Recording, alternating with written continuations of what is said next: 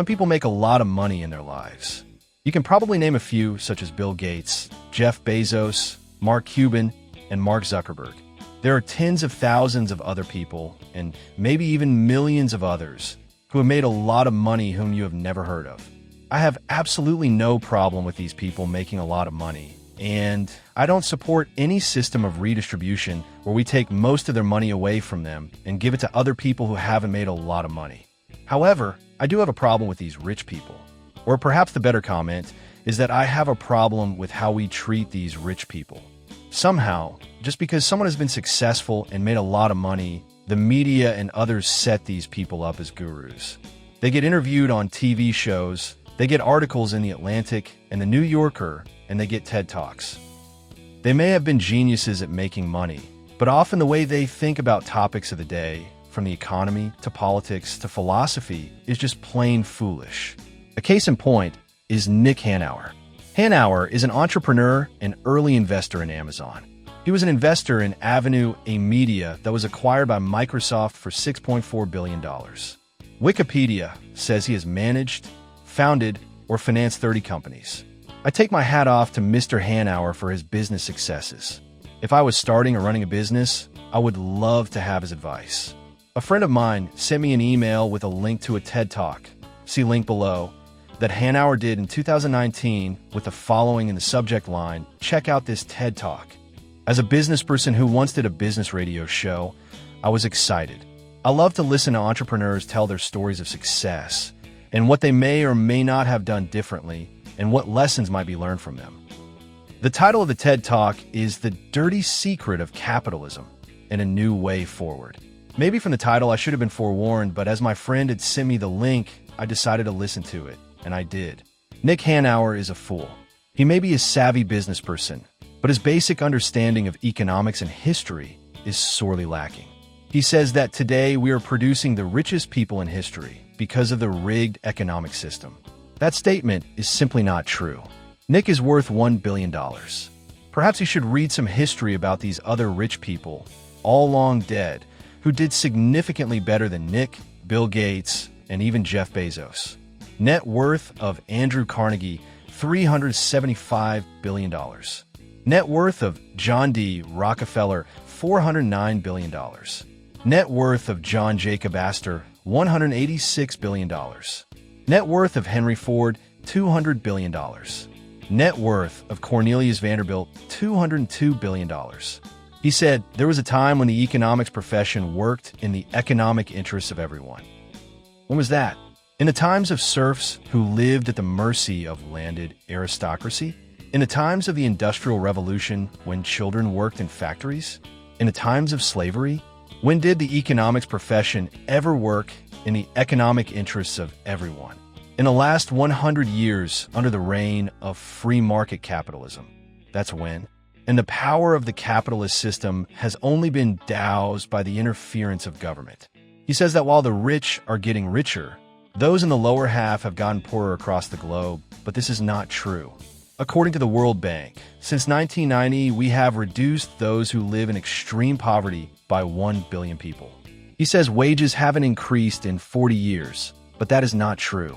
Wages have increased, but the purchasing power of those wages has not increased due to inflation. But when you think about it, why should wages increase? If a burger flipper is worth, let's say, $10 in economic terms, under what possible logic would a burger flipper be worth $20? Increases in wages come from an increase in the economic output of an individual. Why would you increase anyone's wages if you cannot increase economic output? That is why people improve their skills, get more education, and so on. There is no logical or rational justification for paying anyone more than their economic worth. Further, he claims many things that are just not true. He says that employers have become more powerful. That is in direct contradiction to the reality in California with our labor laws, which have significantly reduced the power of employers over employees. He also says that raising the minimum wage in Seattle to $15 was a roaring success. Most research now concludes it was a disaster. And as for his logic of selfishness, he should read A Little Ayn Rand. He states that humans are not fundamentally selfish, but highly cooperative and intuitively moral creatures. Or perhaps he just needs to read a little history. Since the Sumerians first started making marks on clay tablets, the history of mankind is one of fighting, wars, and atrocities.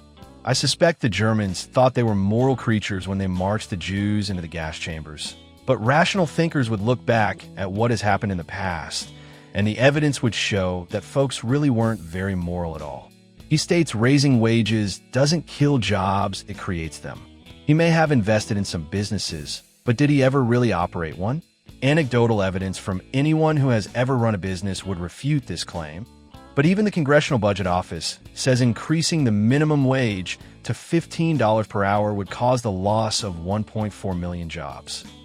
He ends his TED Talk with 5 rules of thumb to achieve a more sustainable, prosperous, and equitable society. I list his 5 rules below with my comments. Successful economies are not jungles, they are gardens. Unless restrained by government, they create more problems than they solve. So, he is suggesting that government intervention is the key to keeping the economy from having winners and losers and from having ups and downs. Yet for at least the last 150 years, and in some countries much longer, governments have intervened to keep the economy more stable. The result? We still have recessions, inflation, market crashes, booms, and busts, and some of it is the result of the very government interference in the free markets that he thinks we need more of. Inclusion creates economic growth. On this, he is correct. Why did the American economic engine create so much wealth that it not only made Americans wealthy, but raised the standard of living of everyone around the globe? The answer is because it was inclusive. Everyone could participate. New immigrants, people raised in poverty, and the uneducated could all start businesses and become rich. Hanauer says economic growth is created by including more people in more ways. He doesn't explain what he means, but he supports more government interference in the economy, and that government interference restricts inclusion. The purpose of the corporation is not merely to enrich shareholders. New economics, that purpose of the corporation is to help all stakeholders. Hanauer is about my age. I'm not sure what they taught him in business school, but when I went to school, I was taught that one of a corporation's goals was to maximize return on investment. Not to enrich shareholders, but to maximize return. Those are 2 very different statements. But the professors who taught me and the books I read all said that you maximize returns by taking care of customers and providing customers with something of value that they are willing to pay for. Those professors and those books also talked about treating employees well, because a highly performing organization must provide the environment to attract the best talent. My professors also taught me that businesses needed to be socially responsible and contribute positively to the community. Ronald McDonald House was founded 50 years ago. Around 1990, Andrew Carnegie gave away money to build 1,689 libraries. Rockefeller gave almost all his fortune to various charities, and John Hopkins gave his fortune to the church. It seems to me businesses have been doing a lot more than making shareholders rich for a very long time. Greed is not good.